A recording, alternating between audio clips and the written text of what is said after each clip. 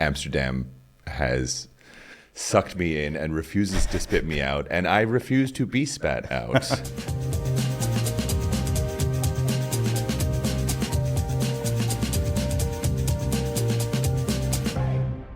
Hey everybody, it's Zack Newmark here, and you're with Damn Yankee, the podcast that sits down with your favorite entertainers, performers, stand-up comedians, authors, internationals, all the English speakers that are based here in the Netherlands or who are traveling through the country.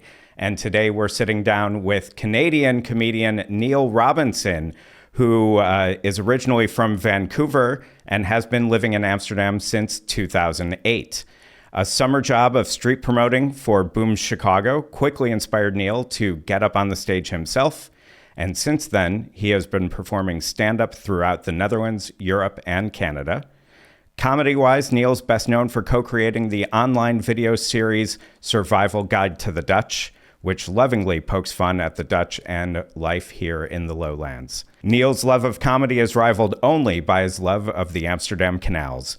This passion would eventually lead to him helping start the boat tour company Those Damn Boat Guys. They are best known for cruising the off-the-beaten-path canals in small boats with cool captains. Most recently, Neil and his partners expanded operations and opened up a brand new bar called Café de Knoop, which we will talk about, on the Prinsenstraat, just a few doors down from their Those Damn Boat Guys headquarters. It's their new nautically themed craft beer and cocktail bar, and with weekly events like stand-up comedy, live music, and pub quizzes. Neil, thank you so much for joining us. So the Café de Knoop? Yes. Yeah, so that's kind of I don't want to say it's quite like the diversion from what you've been doing, but it's definitely different from the work that you've been doing. Yeah, I think it's relatively complimentary in so much as after a boat tour, 95% of the people are looking for a bar. Number one, they're looking for a toilet, so that helps a lot. But they're also, looking for just have a drink. And this little cafe, it very much conveniently popped up halfway in between our office and our departure dock. So for us, it just made all of the sense to buy the bar and sort of funnel the passengers in after the tour. And so far it's working pretty well. How big's the cafe? Well, we did, as far as number of seats goes, I can tell you exactly how many people fit, because the first comedy show that we did in early December, we got another company to help promote it. It's called Don't Tell Comedy. They do sort of pop-up shows around, they are big in America, but they're just trying to make it over to Europe. And so they did a show there. We sold out, and we sold 56 tickets. And I think we had, probably about like maybe 15 sort of friends of the crew. So it fits about 70 people. That's nice and snug. Yeah. But it's pretty decent size. Do you have, we've been talking with other comedians and other performers that one of the things that they're kind of struggling to deal with right now are things like, being recorded from the audience when they're working out new material, for example, and just kind of testing and trying and going through. Do you let people, pull out their phones and shoot clips of comedians on stage? If somebody in the audience pulls out their phone and starts recording me and posts that clip online, I think I'm more grateful than anything. Nobody, at this point, if one of my clips blows up and I can no longer do that joke for the next show because everybody knows it, that's not a bad thing. I'm willing to burn that joke for a little bit of fame. You'll take whatever. Give me anything, whatever please. Audience you can get right now. Take out your phone, start recording me, post this all online. Get me famous. Why? What's with the desire to be famous? Where's that come from? Oh, to be honest with you, I actually have no desire to be famous. A desire for fame is far outweighed by a desire to just keep doing what I love to do. And what I love to do is stand-up comedy and boat tours and just to entertain people. That's my goal. And if that happens to come with some fame, cool, great. It's definitely not what I'm looking for. Maybe one day I would love that somebody buys a ticket to a comedy show because it says Neil Robinson on the ticket, but it's not what I'm looking for. Are you doing any headlining stuff? Yeah, quite a bit. I headline a lot of comedy shows. I also MC, of course, sometimes do a set, but I think it's quite rare that anybody buys a ticket for one of my comedy shows because they know that I'm on the bill. They buy tickets to the comedy show because it's a stand-up comedy show and they want to see comedians. But I have not reached any level of popularity where I have a fan base, not that I know of, actually, and that people are coming to see me. In fact, I only really recently started putting out my monthly show dates because people sometimes ask, "Oh, when are you performing next?" And instead of me looking at my little calendar, I go to the Comedy Cafe, or I'm at Café de Canop or Boom Chicago.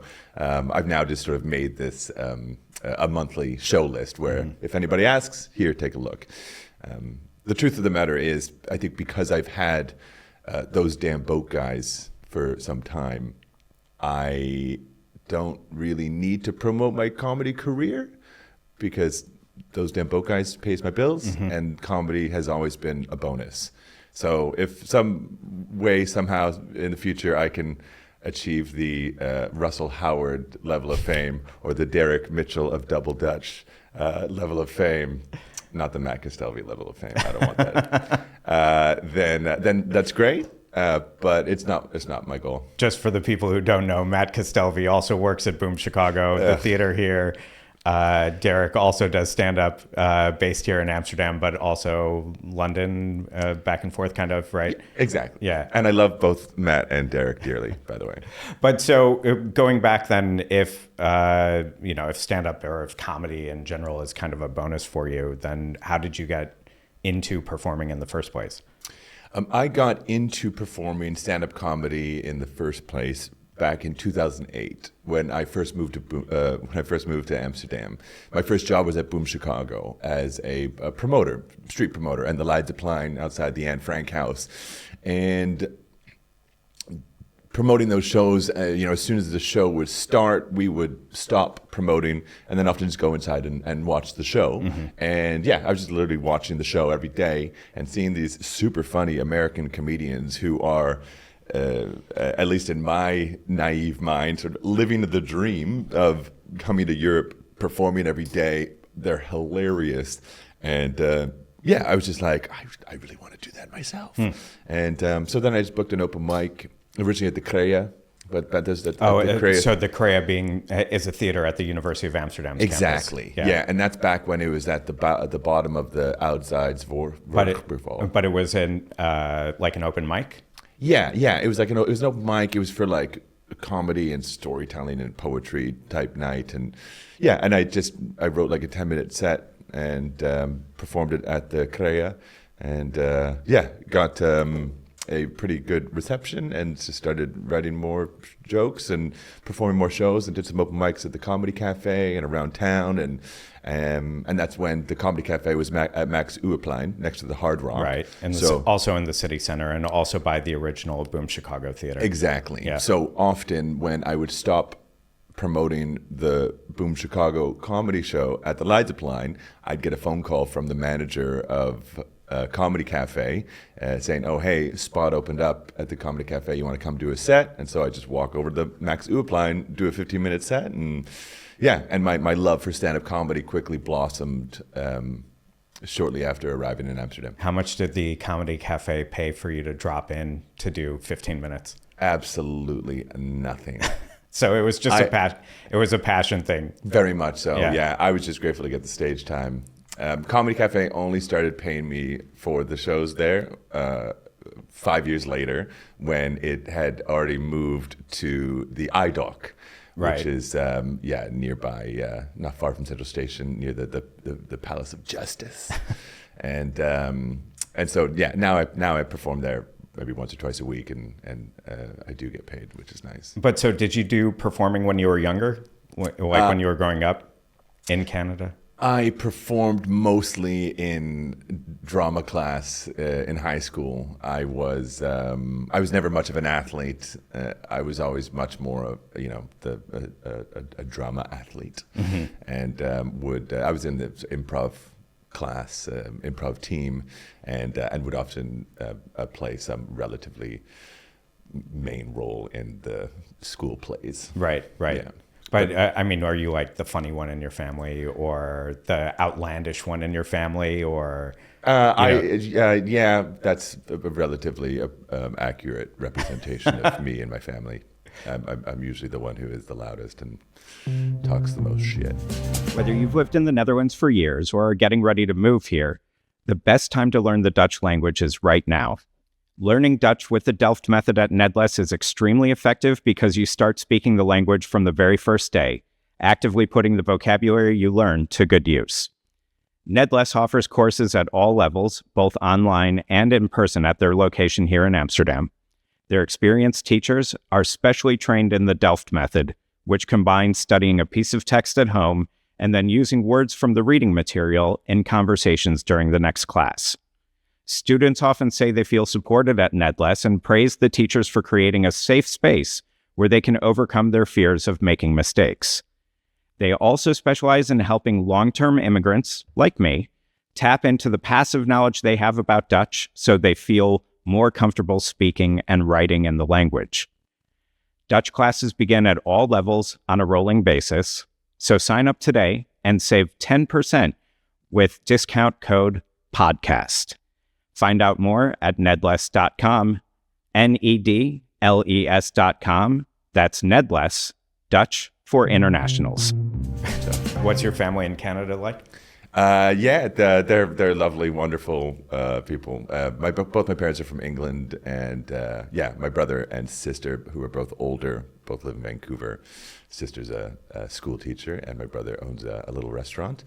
And everybody's good. Where are they? In Vancouver.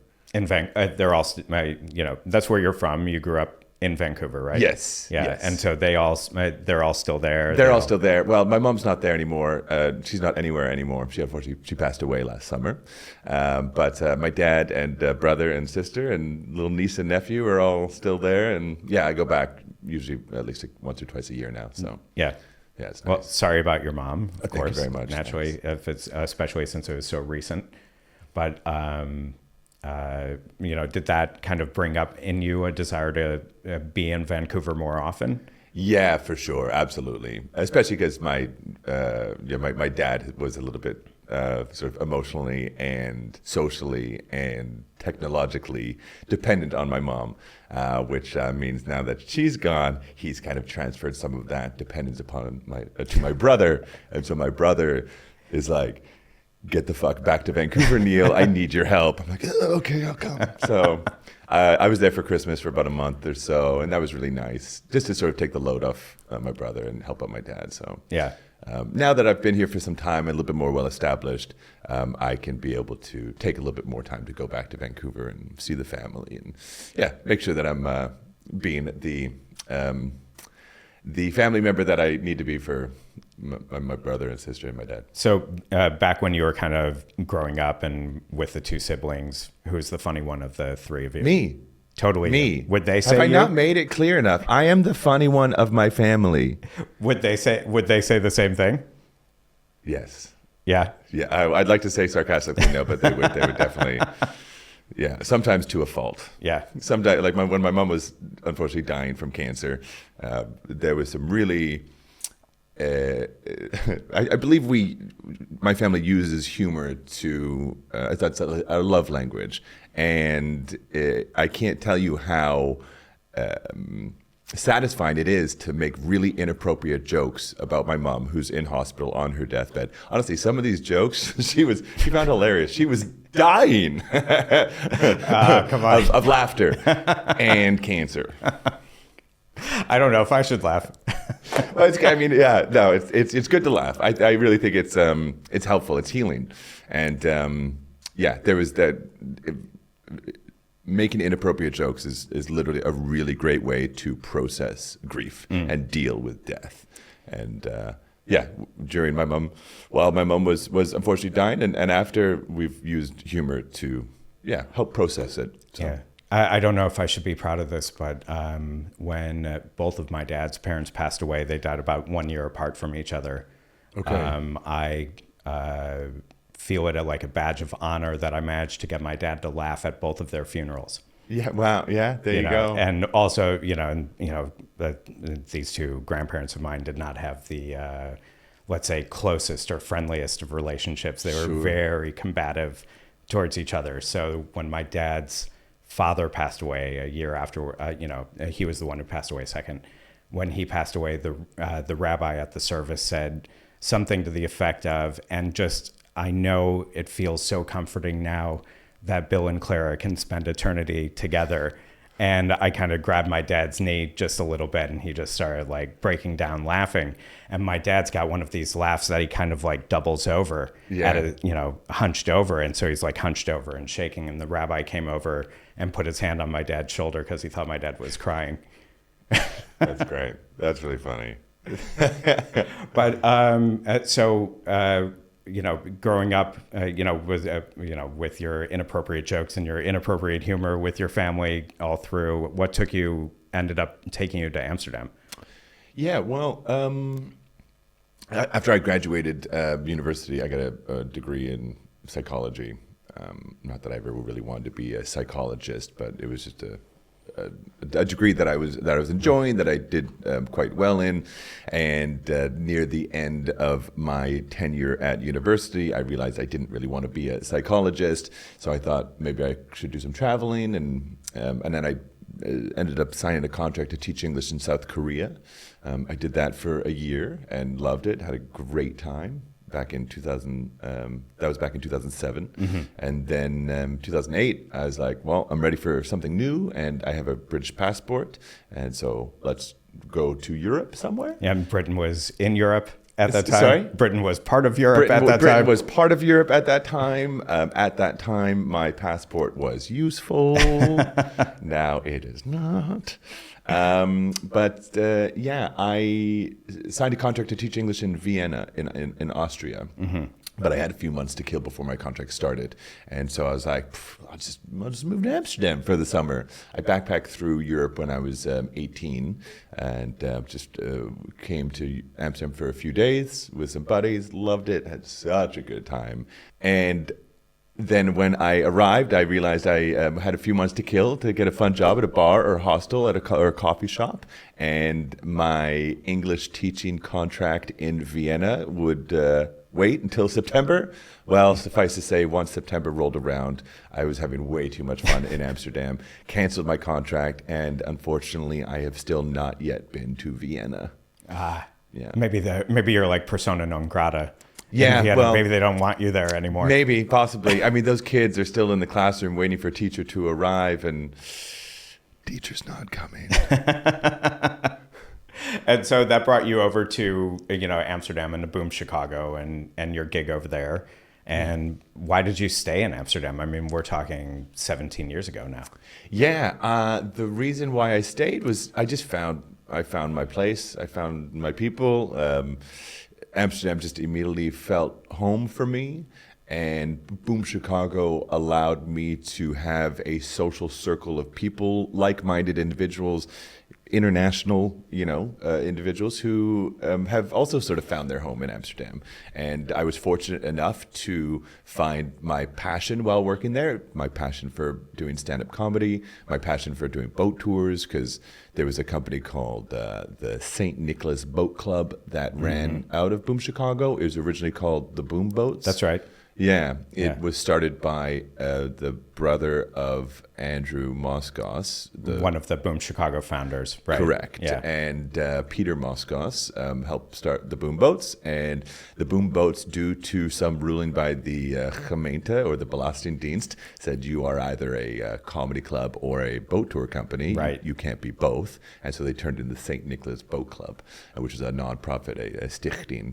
And I got a job as a captain with the St. Nicholas Boat Club in 2008, maybe early 9, and then quickly fell in love with being on the water and giving tours. And I was like, okay, well, my job is stand-up comedian and boat tour captain. This is awesome. Not that I was making very much money doing either one, because of course I was still hustling on the street promoting the Boom Chicago comedy show, and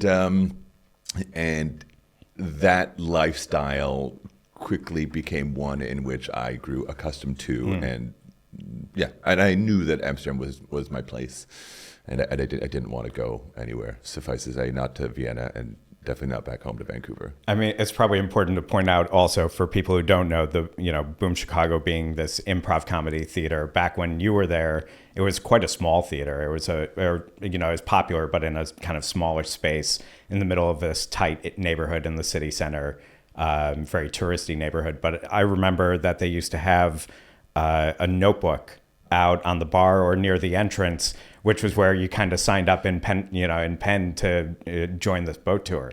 Yeah. Right. So that was kind of how it was like their comedy boat tour, right? That's exactly it. Yeah. Yeah. We as captains would sign up in this book what time we wanted to cruise. And then passengers would come in, sign up their name underneath, and they would show up, and they would bring whatever they wanted to eat or drink or smoke. We'd jump on the boat. We'd give a tour for an hour and a half. At the end of the tour, they would pay a donation, the suggested donation of 10, 20 euros. We, as captains, would take a small cut of the donations, and then everything else goes back to the St. Nicholas Boat Club in order to fund the restoration of more boats. Were you kind of using that, being the captain and doing these tours, were you kind of using that as a way of testing out material or developing material? I think more than testing out specific material, I used those boats and those tours as practice for just crowd interaction, honing my craft as a joke maker in general, and having the confidence in public speaking, Yeah. So I think that's helped a lot with my comedy. I don't think I didn't usually write a joke like, let me test out on this crowd. But I think as far as specifically conversing with boat passengers, asking them questions, where they're from, what do they do, turning that into something funny, absolutely helped immensely with my comedy career. But you don't say, okay, so I haven't known you for very long. We've just met today. Mere minutes. But you don't seem like the type of person who would have had to get over some form of stage fright or build up confidence in some way. You seem like the type of person who would have already had an affinity for getting up in front of people or talking to them. Is that true? Or? That's fair. But what I would also say is the confidence in which you see me speak now is due to the confidence that I grew with boat tours. If you spoke to me 15 years ago, I'd be like, hey, hello, nice to meet you. It's not entirely true. But again, whether it's doing the boat tours or I was walking tours, bike tours, all of that has been for me a really great learning experience of how to deal with people and to be able to interact with them and entertain them and have them trust me, and the skills that are required to be a tour guide there's an absolute overlap between the skills that are required to be a comedian as well. And that Venn diagram, it's mostly one circle. I mean, coming here also as a backpacker for a couple of days and then coming back 7 years later and not leaving, how did that kind of happen for you, where I imagine there must have been opportunities for you to go live someplace else, live somewhere else in the Netherlands, maybe a relationship, going one direction or another, going back to Canada. What kind of kept you here? Yeah, I don't know. I felt the moment that I landed in Amsterdam that this was home. And I have never really felt a desire to live anywhere else, not in Vancouver and not anywhere else in the Netherlands or Europe. Amsterdam has sucked me in and refuses to spit me out, and I refuse to be spat out. I have the freedom, at least with the no kids and no wife freedom, to do what I want and go where I want, and I don't think I'd move anywhere else, at least not. Well, so what is it about here that's so appealing for you then? It's just the vibe. It's just in Amsterdam, you can just be who you want to be and do what you want to do. Don't be an asshole, and then that's literally it. And there's enough people in this city that are passionate about things that you're passionate about that you can find your people. No matter what you're into, somebody else is into it in Amsterdam as well. And if you spend enough time here, you'll find those people. You'll find your niche, and there's really no need to go anywhere else. And after being here for 17 years, what do you kind of see as changing in the city? Do you still feel like it's like that? Or do you think it's kind of, because sometimes I feel like maybe it's a little less like that than it was when I moved here 20 years ago. Sure. I'm just wondering if maybe because we're sort of different, I'm married with 2 kids, and so my life is a lot more like that and a lot less going out. Yeah.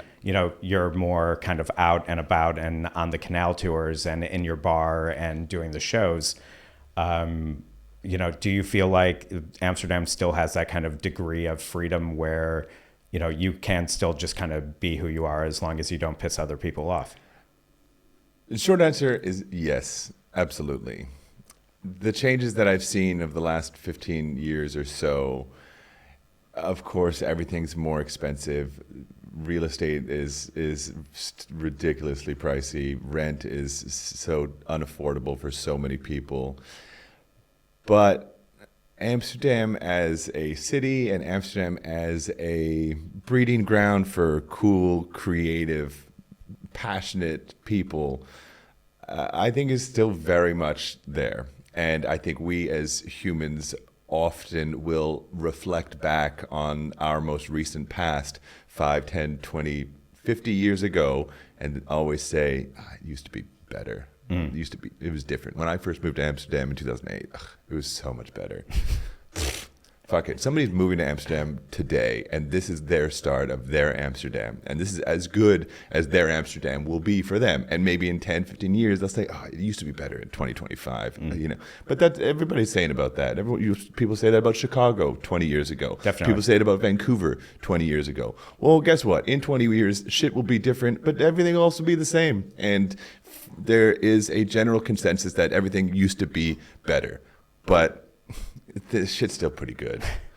I mean, I'm biased because I see the world through Neil-colored glasses, but I feel like things are still pretty good here, and it would be wrong for me to say that Amsterdam has changed so much that it used to be so much better.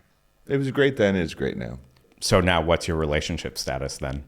I love being with me. Awkward that you're asking me this 2 days after Valentine's Day here. No, it's fine. My relationship status is single and happy. Yeah. Yeah.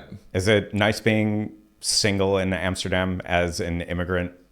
Yes, of course. Absolutely. 100%. I've had a few relationships, some longer than others, but I do enjoy being single. Of course, I would love to find a partner at some point. It is a bit embarrassing to be single in Amsterdam, especially, the ratio girls to guys in the city is like 60-40. Is it? And with all the gays, it feels like 90-10. It is actually 60-40. But yeah, I'm good with it. I'm pretty happy. Americans, you still have one last chance to collect the extra $1,400 the U.S. government owes you from round 3 of the stimulus package if you are behind on your taxes. The experts at My Expat Taxes can guide you through the process, just like they helped me. And if you haven't filed taxes in the U.S. in a while, or ever, My Expat Taxes will quickly and easily bring you up to date with the IRS. That way you can still collect that stimulus check, but only if you sign up and file by June 16th. For me, even after living abroad for 17 years, American tax bureaucracy felt like a Kafka-esque nightmare, but not anymore. My Expat Taxes gives me a real sense of relief with their easy-to-use, up-to-date software, maximizing tax benefits like the foreign earned income exclusion, and they even file my foreign bank account reporting at no extra charge. They are secure and reliable with a commitment to data privacy and confidentiality. So whether you're catching up or simply filing your return on time, let the experts at My Expat Taxes wipe away your tax anxiety. And use discount code DAMNYANKEE to get 10% off your purchase. That's DAMYANKEE, DAMNYANKEE, at myexpattaxes.com. Your life just got a whole lot easier. Is it, is it kind of difficult because you've got this sort of night job with the performing, you've got the day job with the boats, you've got the evening job with your cafe. Where is the time for that personal life? Well, yeah, that's fair. Honestly, because I make my own schedule, it's not like I couldn't find time to wine and dine a female that I'm interested in. And sometimes I do, but I think that my life is such that I can be able to spend the time in the bar, Café de Canope, or on the boats, those damn boat guys, or doing my own stand-up comedy, and that keeps me busy. That gives me, a reason to be and reason to exist. And if some female comes into my life who I would like to spend more time with, well, I would sacrifice time at the bar. I would sacrifice time on the boats, and I just appreciate time with her. In the meantime, it's time with you. I'm appreciating time with me. Right. So when people do come in, or, either, that sort of first date, second date, whatever, or, friends from back home or family from back home, what are the Amsterdam things that you take them to do? Do you go to cliches, or do you sort of avoid cliches? What's your Amsterdam that you show people? Fair. My Amsterdam that I show people is, usually it's by boat. If they're special enough, I'll grab one of our boats and pick them up in front of Central Station, because that's always cool. Mm-hmm. They're like, there's a boat right here. Oh my God! Just to introduce them to canal life immediately is very special for them. And totally. and I, if I came to Amsterdam, by myself 17 years ago, and somebody picked me up on a private boat in front of Central Station, I'd be like, oh my God, this is amazing. And so taking them on the water is absolutely number one. And of course, going to a comedy show is pretty high up there. Taking them, of course, like around the Jordan, taking them for a little walking tour, whether it's guided by me or guided by a friend who's a walking tour. I think it's really important just to give them the knowledge of the city. Especially, of course, if you hop on a boat with us at Those Damn Boat Guys, you get a real nice layout, of course, of the canals, but also of the history and the culture, and how history has led us to the Amsterdam that we enjoy today. Mm-hmm. And trying to break some of the stereotypes of, coffee shops and red light districts, and the reason why we have these freedoms and the reason why we have these tolerant attitudes. Gay marriage, first country in the world to legalize gay marriage in the year 2000, is because of the Dutch and the tolerant attitudes and the tolerance that was required for life to survive here, with the fact that canals and flooding were a reality of the city. And if you wanted to survive, you had to understood that what unites you is greater than what divides you. Mm-hmm. You had to fight the floods, do it together, neighbors helping neighbors. This is the essence of Dutch tolerance, gedogen. And to... Sorry for the non-Dutch speaking people. Gedogen is like tolerance. Marijuana is technically illegal. Mm-hmm. It's tolerated. So coffee shops are gedoogd. Right. Yeah. And I love to be able to, when I have friends or family over, or even just random tourists on the boat, to be able to enlighten them about life in Amsterdam and why we can enjoy the life that we do, because of the history that has led us here. Do you think those Dutch attitudes are changing at all? Yeah, probably a little, but what I just said a few minutes ago, I think also rings true. Yeah, this country has some very conservative, closed-minded, some slightly racist perspectives, but overall, I feel like the Dutch are more tolerant and more open-minded than the vast majority of the rest of the world. Mm-hmm. And those are usually the people who I surround myself with. When you're doing the boat tour, what's kind of your favorite aspects of Amsterdam history to talk about, or Dutch history in general? Yeah, well, I think that, one of my favorite examples would be just, as far as Amsterdam goes, the example of when the Protestants took over the city from the Catholics, and during the Alteration in the 1570s, and the city went from Catholic to Protestant, and well, the Protestants banned Catholicism and refused to allow it to be practiced in the open, but they were very tolerant of the Catholics because guess what? The Catholics were also still pretty good for business. And anytime we talk about tolerance, we talk about business-based tolerance. And that tolerance meant that, well, if you're good for business, we'll still allow you to do what you got to do and just, look through the fingers, as the Dutch like to say.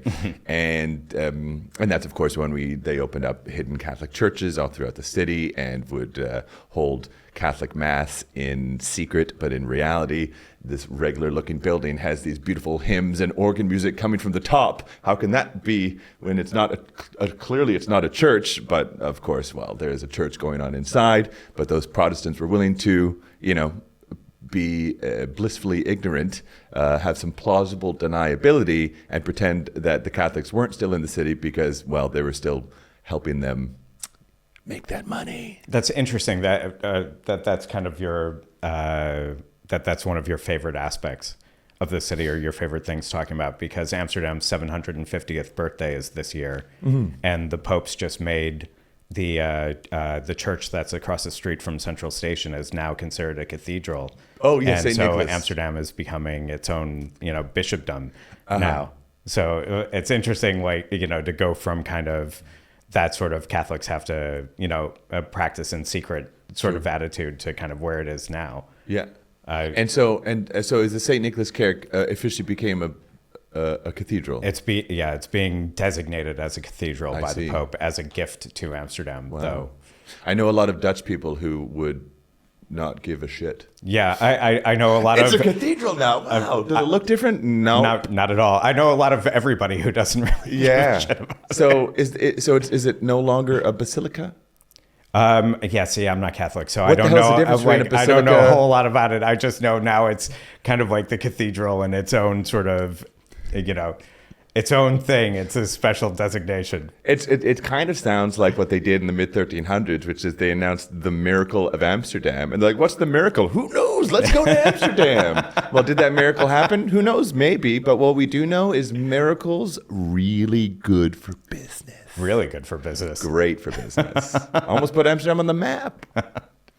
I'm curious because you talk about, or at least you kind of used to talk on social media a lot about, the Dutch and about this thing. So you had Survival Guide to the Dutch. Have present. Excuse me. You Just have 'cause- Survival Guide to the Dutch, which, it's been, I still see videos from it recirculating and popping back around on my Facebook feeds or, from time to time. So I'm curious where, what is it? So for the people who don't know, what is it? Because it was always very funny.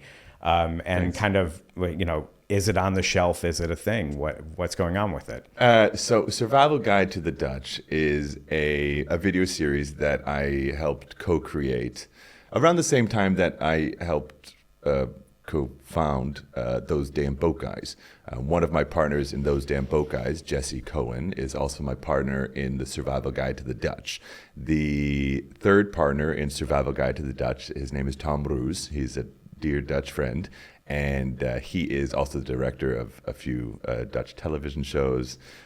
He's very well established and well respected in the Dutch television scene, and we started it with him. I'm the host of the series. Jesse helps write the scripts, and Tom is the sort of director, cameraman, editor, everything else.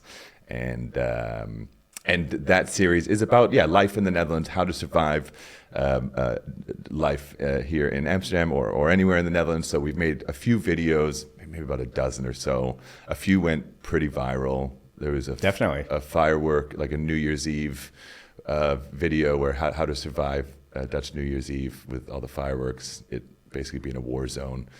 I think that got like, I don't know, with all the different channels, Facebook, YouTube, it was like 30 million views or something. Crazy.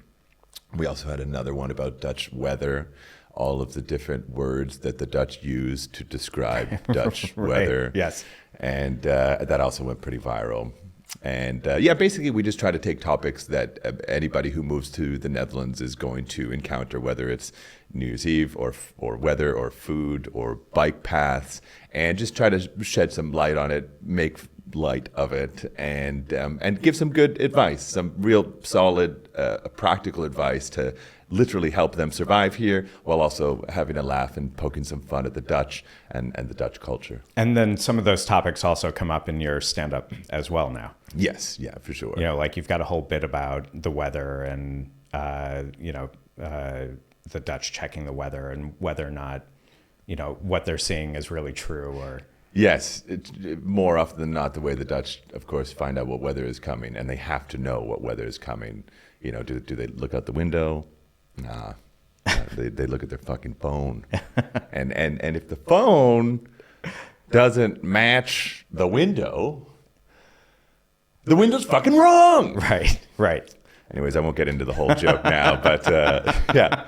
It's there's definitely overlap between Survival Guide to the Dutch and my stand-up comedy. So there's on the Venn diagram of shit to make fun of, there's a lot. Well, so I'm wondering kind of two things. So first I'm wondering, how do you avoid just sort of shallow stereotypes of Dutch people in your comedy? I don't. You don't think you do? I lean into those shallow stereotypes. I sort of felt like, because I've seen some of your work. I mean, I definitely feel like you go past sure that sort of like shallow area. But how do you, how do you choose at what moment or how you go further into it? Do you develop a bit over a year, 2 years longer, keep tweaking it, keep playing with it?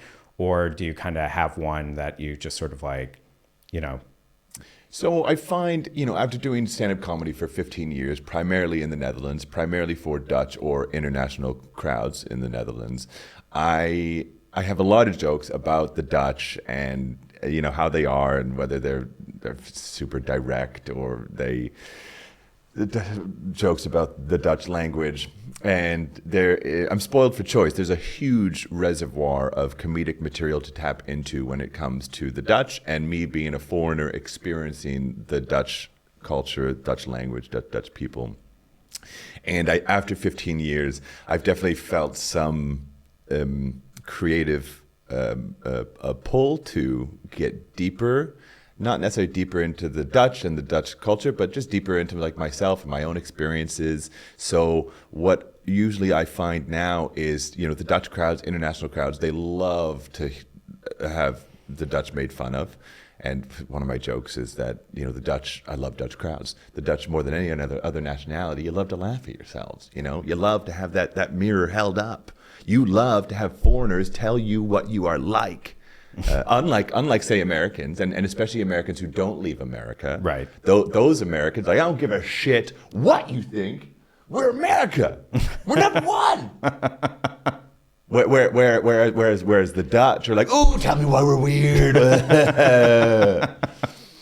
And what I find is if I can be able to make fun of the Dutch and get a good laugh and sort of earn those credits, then those credits allow me to go deeper into experiences with myself and experiences into a period of dark depression that I had a couple years back, or my mom passing away last summer, to be able to sort of earn those comedic credits by proving that I'm funny and proving that I'm one of them here in the Netherlands. The Dutch will then allow me to take that a step further and to get into the deeper, darker, more vulnerable topics that I've more recently been enjoying getting into. Yeah.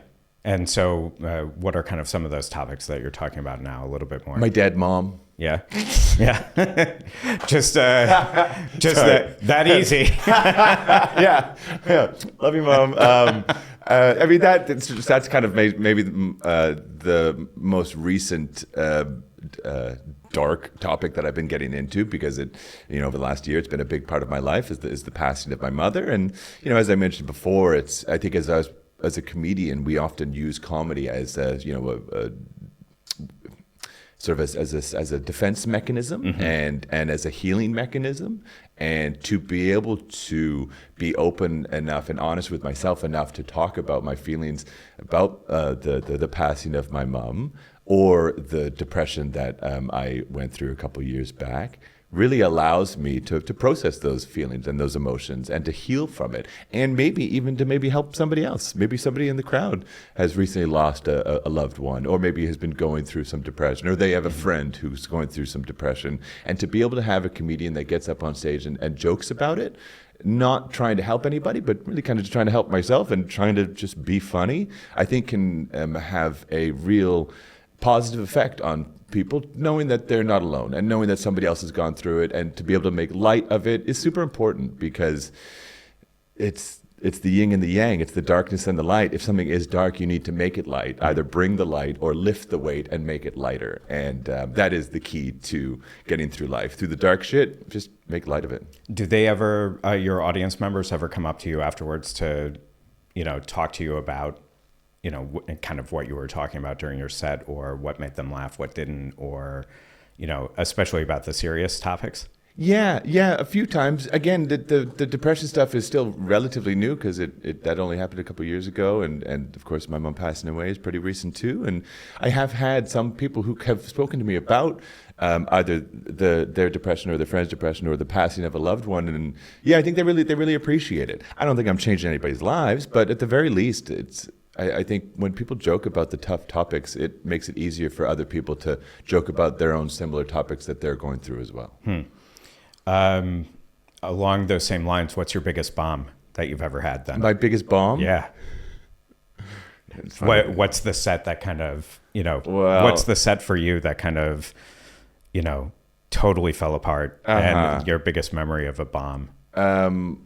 So my biggest memory of a bomb, it's funny that you would use that technical term, because my biggest memory of a bomb was probably in 2009 when Reggie Watts was coming. You know Reggie Watts? Yeah. Yeah, he really very impressive American comedian who he's got like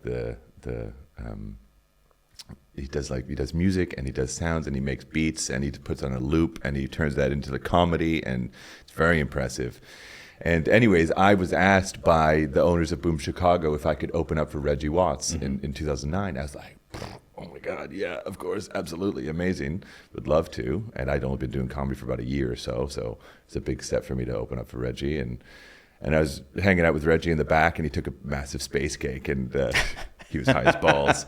Super funny. And anyways, I went out and did about 10 minutes, 12 minutes just to open the show, to warm up the crowd. And he was going pretty good. Like I was getting some laughs.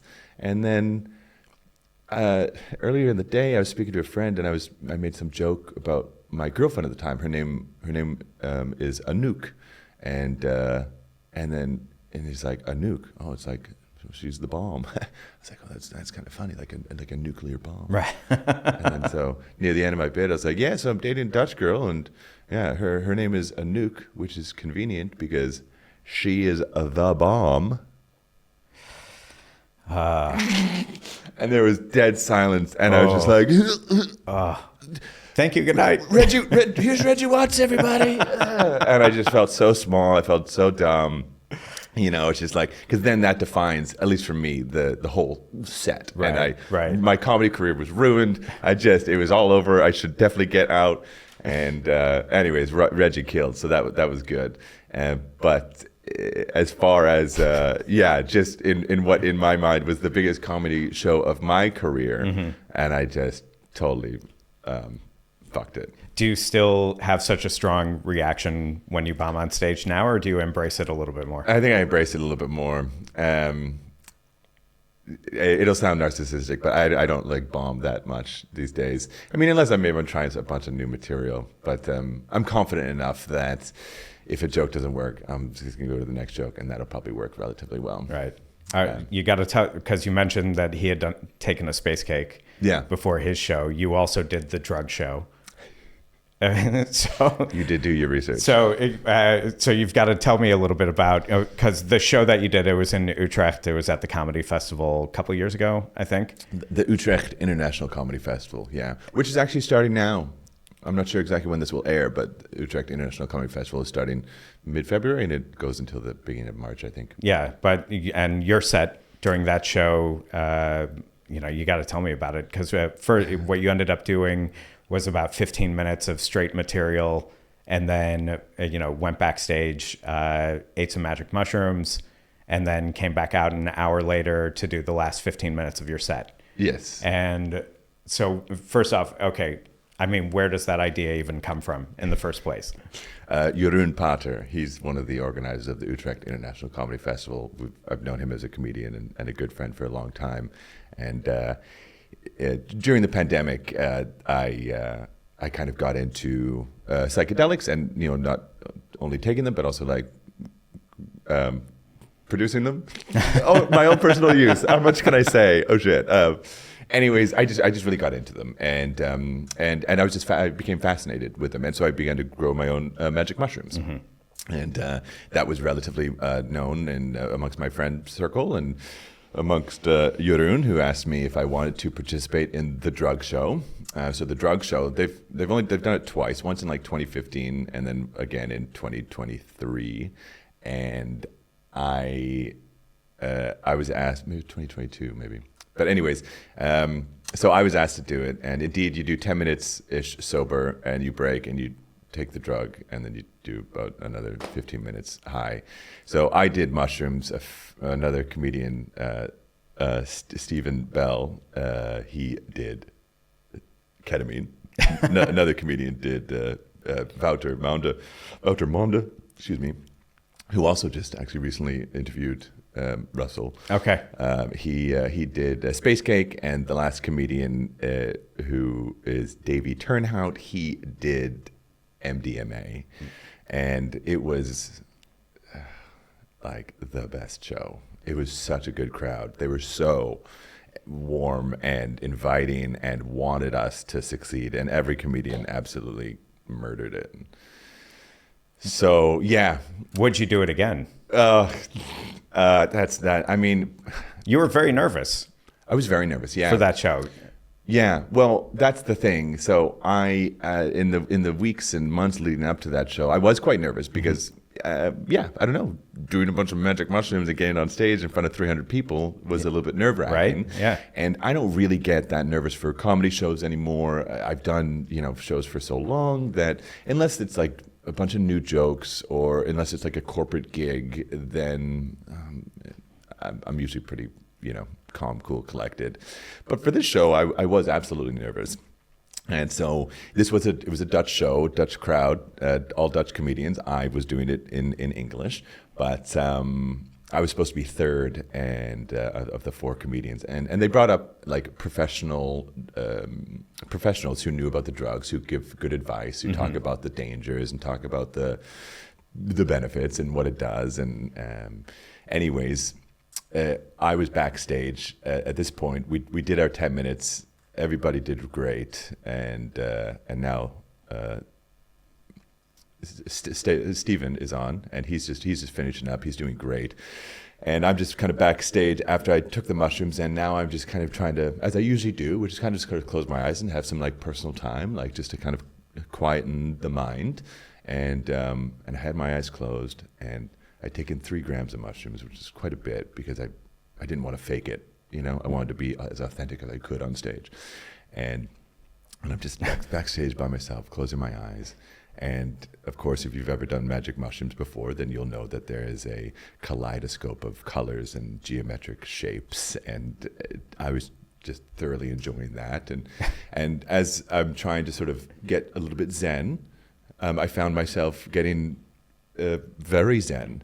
And so zen, in fact, that all of the nerves and all the anxiety that had been building up in me in the last few weeks of shit, I have the drug show, now turned into a complete calm.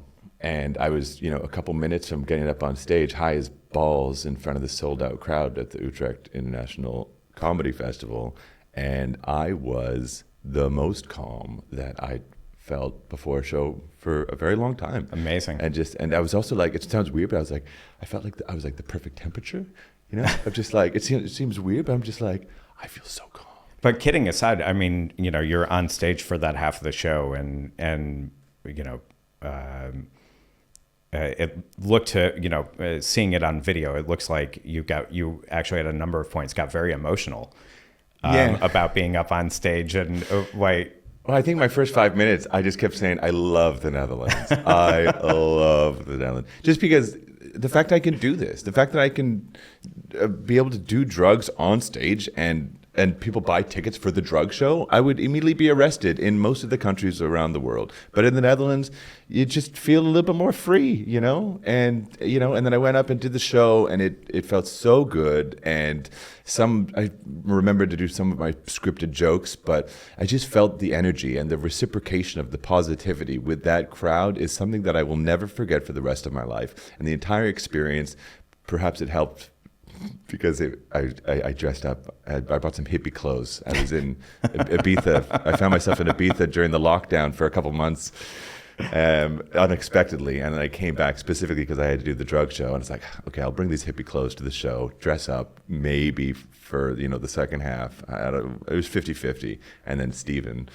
my buddy, comedian who did ketamine, he's like, bro, you got to wear the hippie clothes, dude. You got to put it on. I was like, okay, fine. So I put the hippie clothes on, took off my shoes, big, free-flowing, colorful pants and shirts and a headband.